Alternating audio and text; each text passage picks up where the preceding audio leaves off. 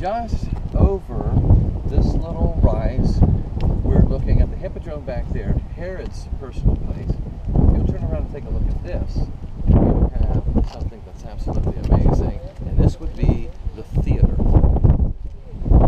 What I was reading this week was, on a very hot day, they would take a canvas cover out of vellum and cover some people, you'll think about it in a sense of a dome, one of the first dome stadiums, if you want to call it theater. That. But Dr. Hess, tell us a little bit about what we're seeing here and the history about this. Yeah, well, to build off of what you're saying, Dr. Zockel, it's very important. Like, even they found now, of course, you no longer have the apparatus for the covering. That's long gone. And if you remember, the Colosseum is kind of similar. Yeah. In that Colosseum is not my field, but scholars tell us that it was also covered. They could actually pull the vellum out. The majority of the seating area in this part of it. I mean, this is one of the greatest amphitheaters in the ancient Near East.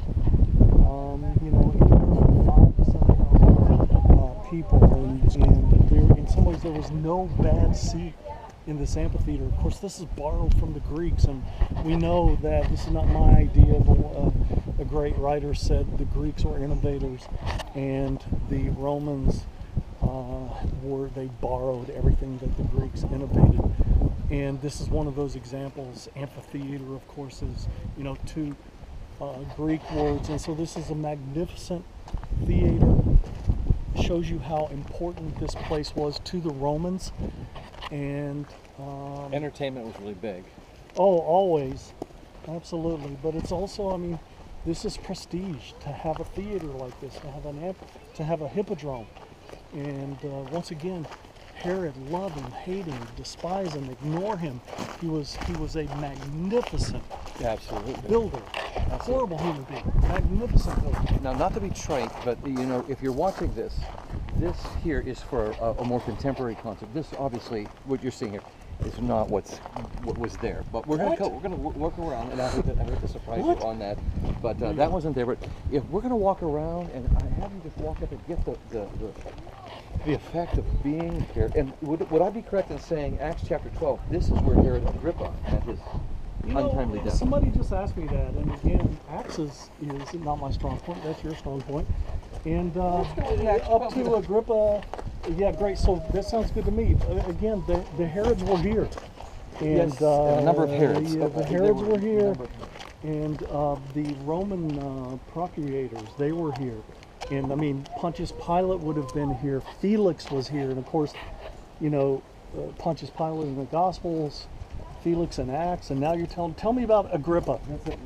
Bradley? From what we saw in Acts chapter 12 is Herod Agrippa, not Herod the Great. I don't want you to get confused. Herod the Great would have passed away in 4 BC. Would I be correct in that? Yes. 4 BC. Herod Agrippa came out here. It would be in this area here. Now, Herod Agrippa didn't die in 4. No, Herod Agrippa. I'm sorry. We want to make sure we don't confuse you. Herod the Great died in 4, but then Herod Agrippa. Chapter 12, Herod Agrippa was in this very place. If we have this correct, it would be in this area that he was, and the historian that I read even today was saying he had a special silver-lined robe. That morning sun was over here. So if you think about it, and fire always has a great symbolism in many of the cultures.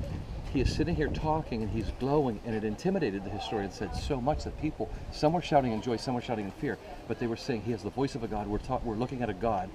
He would be right here, and they were up in there, and they were witnessing all of this.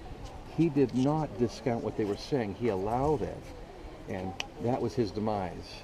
Whatever disease he had may have culminated in him collapsing right there, but we're really curious because it said that worms actually were involved in this, in a pestilence of worms in him too. So you can imagine what that would be, and we really don't know. Should we put a trigger alert on this? Yeah.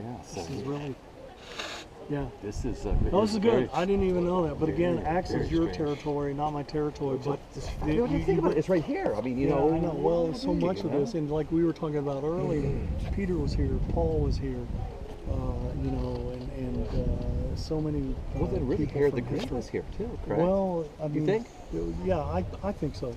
Well, he dedicated it. Yeah, he was. Yeah. So intent. He dedicated it. You know, it's kind of interesting too because, and I think I've already mentioned this, when we go to Masada, there's a debate whether or not he actually ever went there. There's no historical record of his going there, even though it was quite magnificent. But you're right, there is evidence that he would have been here. I mean, share that with your youth group or your class from the futility of man, because we'll go and show you how it looks. What we saw there is very beautiful and everything, and he had this commission, and as Dr. Hudson said, we don't believe that he ever even saw it. But you think about how well this is constructed. There are people still meeting here today. There's still concerts here today. Well, they have concerts, they have light shows here. I mean, I'm not sure, but this is probably a light show. And so one of two places that Herod built, talk about the places that Herod built. He built Masada. They have light shows to this day. And he was instrumental in this whole complex in Caesarea. And he built this too. And now look, light shows, concerts, so forth and so on. And I mean, look, I think he invented numbered seating too. This is what we're looking at, and as a matter of fact, I think that might be his relative that's actually in the center there right now. So you find surprises every day here, history and surprises.